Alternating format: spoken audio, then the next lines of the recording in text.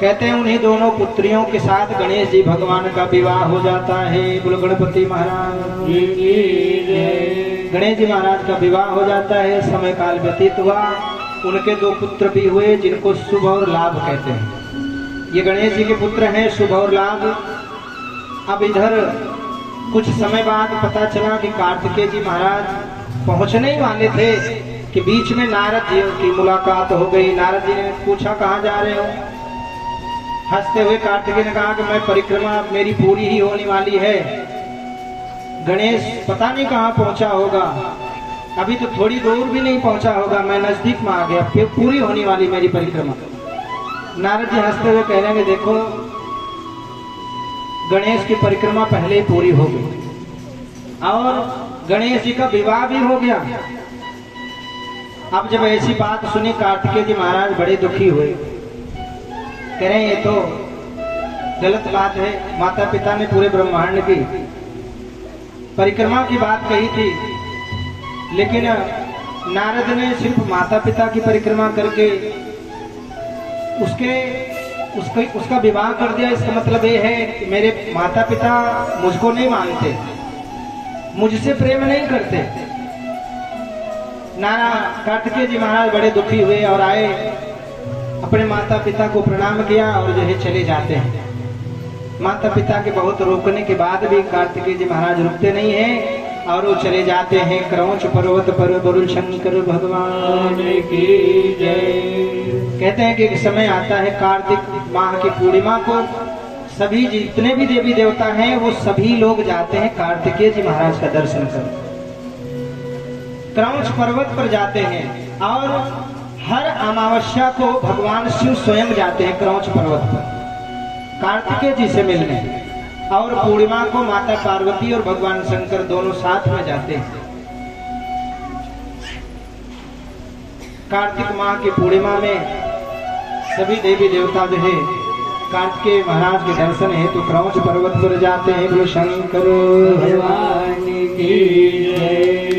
चतुर्थ्यावतम समुत्पन्नम भाद्रमासी गणेश्वर आस्ते जारधा पक्षे चंद्रोषोदयन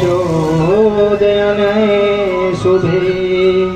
कहते हैं माता पार्वती ने जब गणेश जी को उत्पन्न किया था, मूर्ति बना करके प्राण उसमें छोड़े थे, तो वो जो है भाद्र मास के कृष्ण पक्ष की चतुर्थी थी।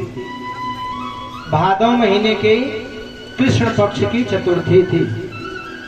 तो कहते हैं कि जो भी मनुष्य जो है इस चतुर्थी से प्रारंभ करके 12 महीने में जितने भी गणेश चतुर्थियां पड़ती हैं उसमें व्रत रख करके गणपति महाराज की पूजा करता है, तो उसकी जितनी भी कामनाएं होती हैं वह जो है पूर्ण हो जाती हैं। भाद्र मास के कृष्ण पक्ष चतुर्थी से प्रारंभ करें और पुनः वहीं पर आकर के जो है पूर्ण करे। ऐसा करने से सकल कामनाओं की सिद्धि होती है। बोलो शंकर भगवान की जय। इधर कार्तिकेय जी महाराज ने जब तारक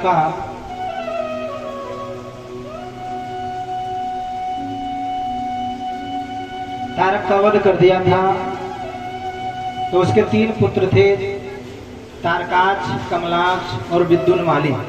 उसके 3 पुत्र थे और उन 3 पुत्रों ने भगवान शिव की उपासना करके ब्रह्मा जी से तप करके वरदान में 3 पुर मांगे थे। कहते कि हम 3 भाई हैं और हम 3 भाइयों के लिए 3 पुर का निर्माण कर दीजिए जिसमें हम तीनों रहें और हम तीनों का कोई वध ना कर सके। हम तीनों का पुरों का जब सम्मेलन जिस समय है हो उसी समय कोई हमें मार सके, ऐसा वरदान दीजिए। वरदान पा करके वे तीनों तारकाक्ष, कमलाक्ष और विद्युन्माली भगवान शिव की भक्ति करने लग गए। कहते हैं कि उनके जो अलग अलग अपने पुर थे वो 3 पुर थे और तीनों अलग अलग धातुओं के बने हुए थे। एक लोहे का बना था, एक सोने का, एक चांदी का। 3 पुर का निर्माण वो उसमें रहते, लेकिन तीनों भाई जो है भगवान शिव की भक्ति करते थे, भगवान शिव के भक्त थे। और जब तक वो भगवान शिव की भक्ति करते रहे उनका कोई बाल बांका नहीं कर पाया। लेकिन वह जो है जब देवताओं को परेशान करने लग गए, सभी देवता भगवान शंकर के पास गए, प्रभु हमारी रक्षा करें। भगवान ने कहा कि देखो वो लोग मेरी उपासना करते हैं और जो कोई मेरी उपासना करता है मैं उसका वध कैसे कर सकता हूँ। भगवान विष्णु के पास जाओ, भगवान विष्णु के पास